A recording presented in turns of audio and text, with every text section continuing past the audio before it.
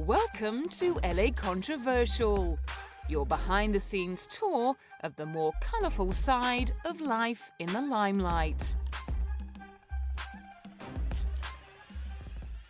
In the world of athletics, few have flown faster down the home straight than former Olympic champion Marion Jones. In the 100 and 200 metres finals at the Sydney Olympics in 2000, her phenomenal speed left all comers eating her dust. And with a record-breaking medal tally of 3 gold and 2 bronze, she was the runaway star of the Games. The Golden Girl from LA had the world at her feet as the undisputed queen of track and field. However, that title came with its fair share of rumours that she'd had more than a little help from her performance-enhancing friends. But while many of her fellow competitors were falling foul of random drug tests, Marion's negative results backed up her regular assertions that she was the paragon of athletic virtue. I've never taken a performance-enhancing drug, and I never will. It's as simple as that. I have never, ever failed a drug test.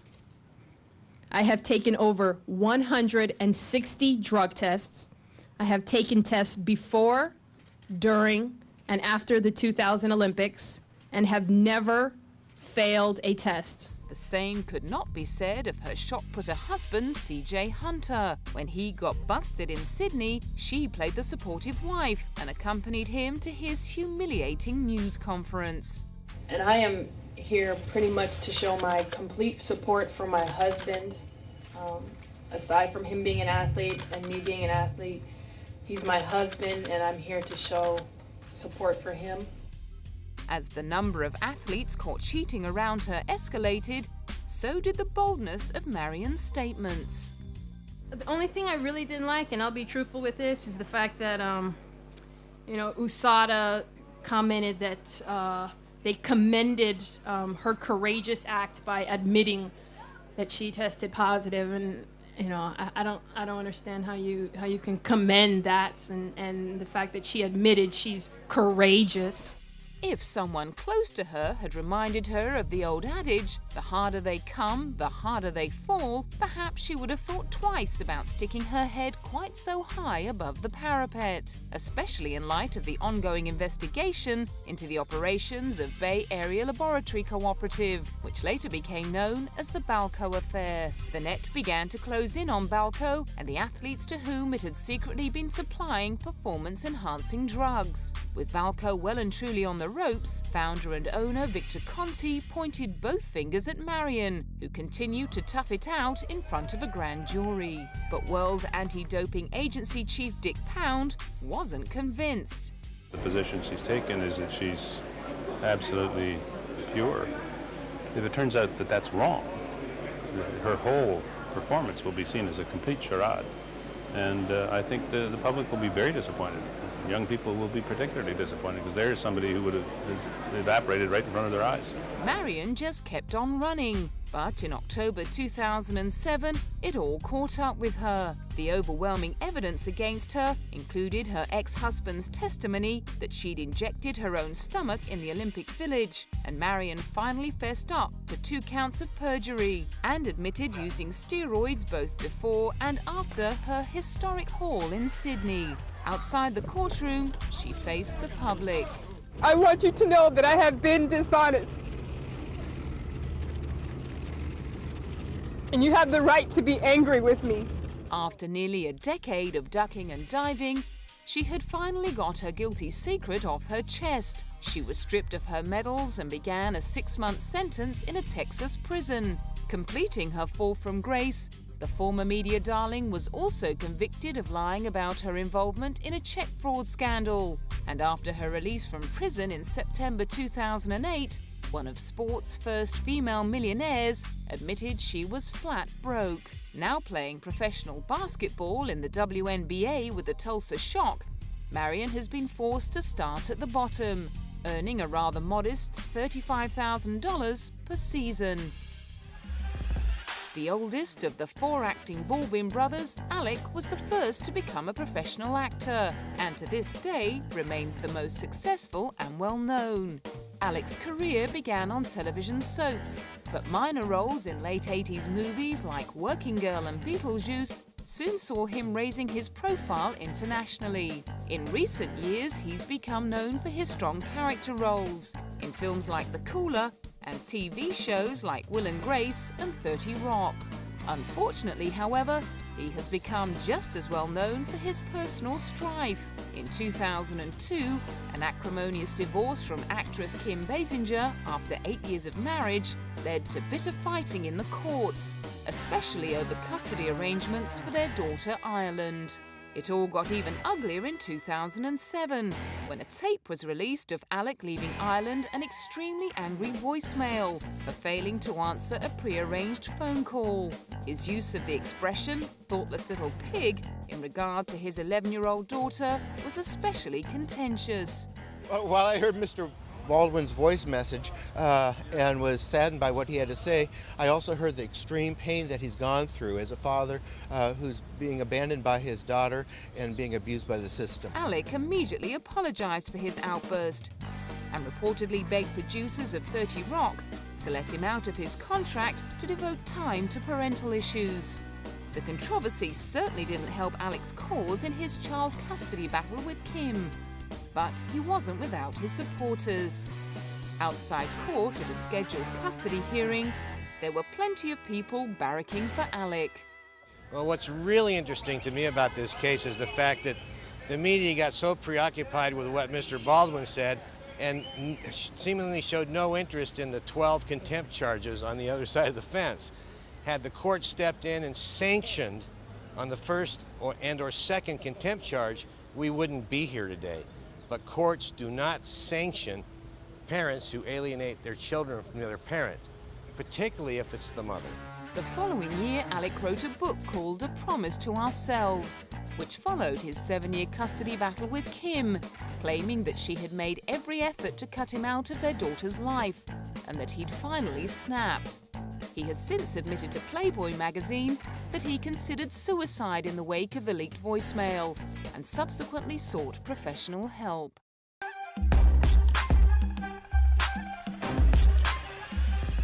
Constantly surrounded by packs of snap-happy photographers, pop princess Britney Spears probably gets to spend more quality time with members of the paparazzi than she does with her kids. The girl has no peace. She is constantly in the news. She can't do anything. She can't go anywhere without people just hounding her. And this has got to take a terrible toll. Sometimes they've got a little too close for comfort and suffered the painful consequences, like when Britney accidentally drove over a few protruding feet in her hurry to get away. Not that the danger to life and limb has slowed them down. And why should it? This golden goose of a former teen queen has laid more than enough golden eggs to soothe the aches and pains of a few broken bones. Given Britney's headline-hogging stunts of the past few years, it's easy to forget that in the early days of her marriage to Kevin Federline, it was K-Fed's wayward ways that were making the news. In 2005, reports of the dancer's hard partying and womanizing were splashed across the gossip pages, leaving Britney home alone. That Kevin loves to go out and party. He'll hang out with his friends till all hours. He'll bring people back to the house. And he has been spotted frequently hanging out with strippers and girls at clubs. Fans and commentators were very vocal in their insistence she dump the love rat, who was frittering away her fortune with little regard for the bad press. Feel free to hate on me. You know, if you have no one to hate, feel free to hate on me, because I think haters are motivators. You know, you can't really get anywhere without somebody gawking at you or you know, nitpicking at what you do. But by February of the next year, just a month after giving birth to her first baby, Sean Preston, Britney had begun compiling her own impressive catalogue of gaffes and bungles, sparking an unprecedented feeding frenzy among celebrity photographers and gossip columnists. Her increasingly bizarre behaviour began ringing alarm bells for anyone with an ounce of compassion or medical know-how. It's quite possible it could be a breakdown. It's quite possible it could be drugs. There are features of both. The erratic behavior, the poor judgment, the inviting attention, is a cry for help, it seems like. And it could be a number of things, but certainly those would be at the top of the list about what could be driving this type of behavior. 2 months after driving with Sean Preston in her lap, she allegedly received a visit from child welfare officials who were following up on reports that Sean had fallen out of a high chair and cracked his skull. Not long after that, she was snapped, almost dropping him as she emerged from the Ritz-Carlton with a drink in one hand. Amid rumours that her marriage to K-Fed was all but over, she announced she was pregnant again. Then came the dyed black hair, the pregnant nude photo, and shots of her pigging out on snacks and chocolate. By the time Jaden James came along in September 2006, Britney's grip on reality looked shaky to say the least. 2 months later, she filed for divorce from Kevin, and the unraveling began in earnest. And who knows what Britney's are? Could be something from her childhood. Could be some kind of issue that she's currently involved with that she can't stand, and she uses drugs to cope with it. Hitting the LA party circuit with Paris Hilton, just days after filing for divorce, Britney has since claimed that her wild behavior was a direct result of the grief she felt at parting from Kevin. And she certainly didn't do her grieving quietly. Photos of her in various stages of undress and intoxication became staple front-page fare for gossip mags. She was voted worst celebrity role model in an AP AOL News poll. She tied with Paris for the #1 spot on Blackwell's annual worst dress list, and topped the year off by collapsing at Pure nightclub on New Year's Eve. Incredibly, she still had further to fall. In February 2007, after spending less than 24 hours in rehab, she checked herself out again and embarked on the high-speed extreme makeover that proved to all and sundry she'd totally lost the plot. After a Californian hairdresser refused her request to shave her head, Britney grabbed hold of the clippers herself and performed her own buzz cut, before dashing round to the local tattoo parlor for some needlework. Within the week, she was back in rehab. Britney Spears' prognosis, unless she gets the right kind of treatment, is dire. Her situation is most likely going to escalate. You know, she cut off her hair, she got a tattoo. Well, you know, there are forms of mutilation.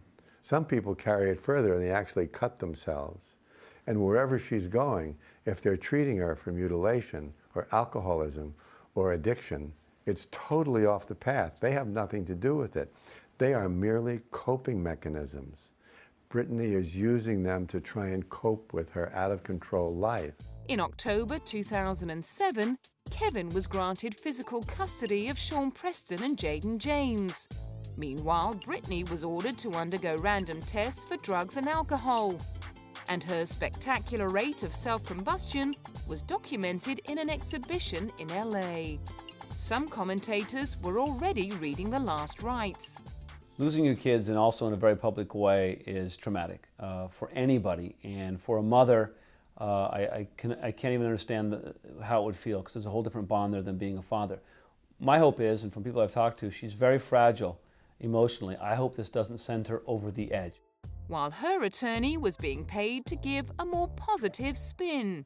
I believe that removing custody from Ms. Spears is the shock treatment that Britney Spears needs. And in January 2008, she had to be carted away to hospital for psychiatric evaluation before her father Jamie finally stepped in to pick up the pieces. As well as hiring a sobriety coach, he shielded her from former manager Sam Lufty and mounted a gargantuan effort to get Britney back on her feet. Miraculously, by September, she'd won Video of the Year for her single Piece of Me and had announced the release date of her 6th studio album, Circus, and its lead single, Womanizer, which jumped straight to #1 on the Billboard Hot 100. She solidified the comeback with a 2nd consecutive #1 single and a #1 album. She looked in great shape as she posed for the cover of Rolling Stone magazine. And although she did cop a fair amount of flack for miming during her stage shows, her hardcore fans were more than happy with her performance. The theatrics, the performance, I mean, it was great. Stage show was great. Stage show was amazing. phenomenal. So is Brittany back? It was definitely a circus. It was awesome. She's She's definitely back.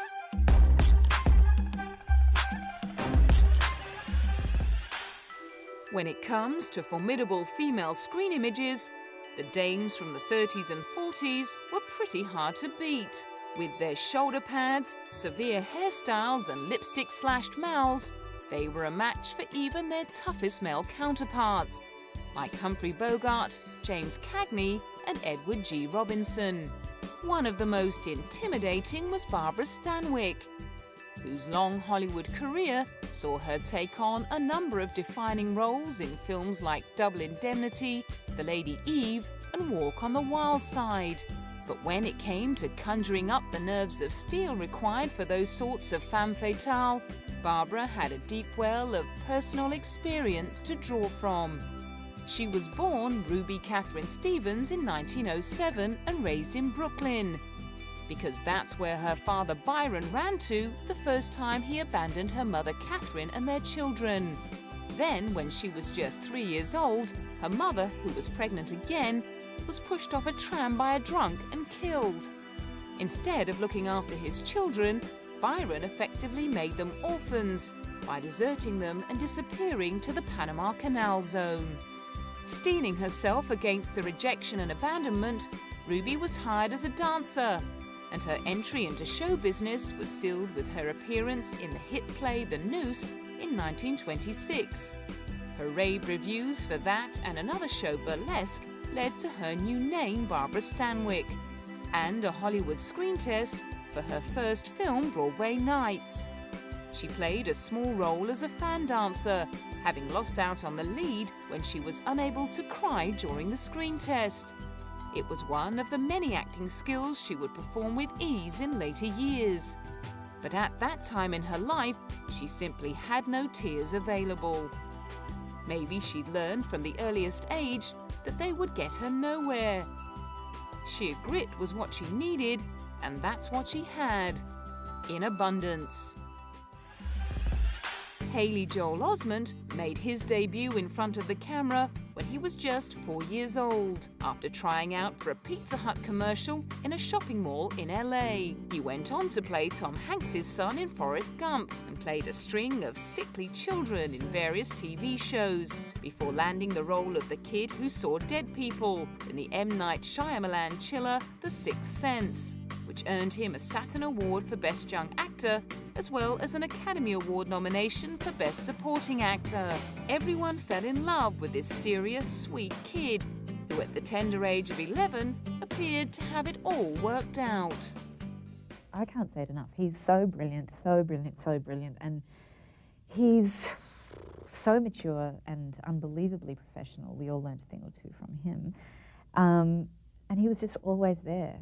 I mean, so consistent. I gather usually with kids you're kind of trying to snatch and grab moments of some sort of real spark that they get going, but he was just so in control. He certainly seemed wise beyond his years when it came to tackling the challenge of playing a boy tormented by ghosts. It was like living a nightmare for Cole. After reading the script so much, you have to run through everything that's in Cole's mind over and over. And you just have to know that, look in the mirror and you see Cole. You have to be him. You're not Haley anymore. You're Cole, and you have to live what he's living. Despite his obvious intelligence and maturity, like so many other child stars who were forced to grow up too soon, Haley was destined to take a walk on the wild side. 7 years later, at the age of 18, Haley's car careered into a mailbox and overturned in Flint Ridge, California, on the way to LA.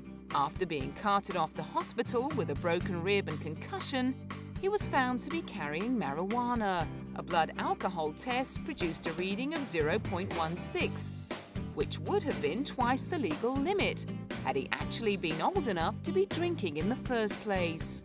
He pleaded no contest to the charges of driving under the influence of alcohol and being in possession of marijuana, and was sentenced to 3 years probation and 60 hours in a rehabilitation program. Thankfully, that bang on the head seemed to have knocked some sense into him. Since then, Haley has got back on track with roles in Home of the Giants, Montana Amazon, and Truth and Treason.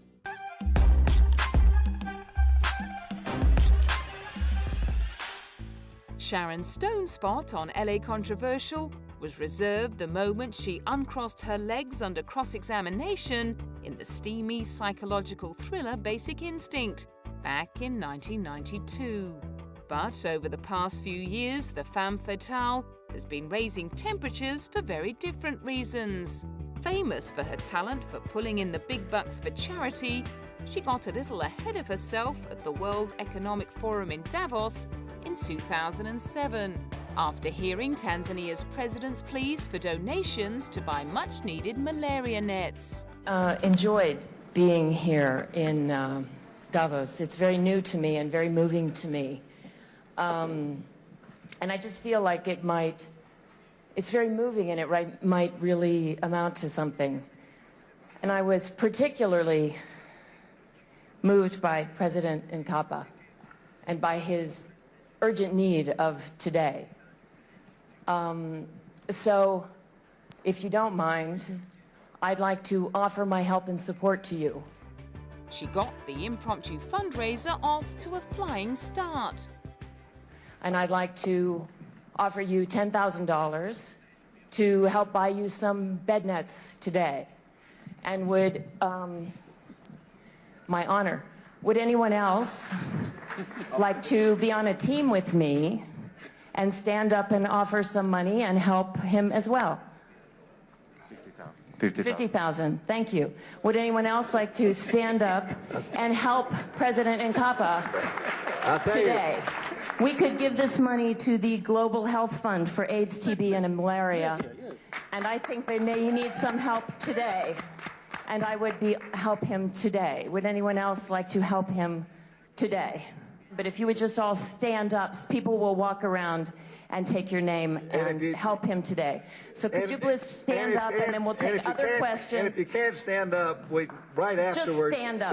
Please stand up because President Nkapa needs help today. So if you could just stand up in the room, if you'll be on a team with me, just stand up in the room if you'll help President Nkapa today because he needs help today because people are dying in his country today and that's not okay with me. Within the space of 5 minutes, Sharon's persuasive charms had drawn pledges of a whopping $1 million.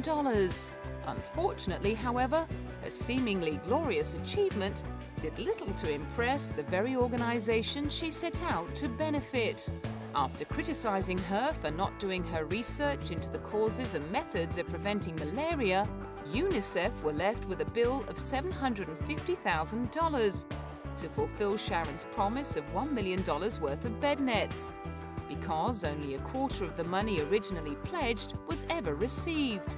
The following year, she put her foot in it again by reportedly suggesting that the Sichuan earthquake, which killed 68,000 people, may have been a karmic response to China's poor treatment of the Tibetan people. Nice one, Sharon.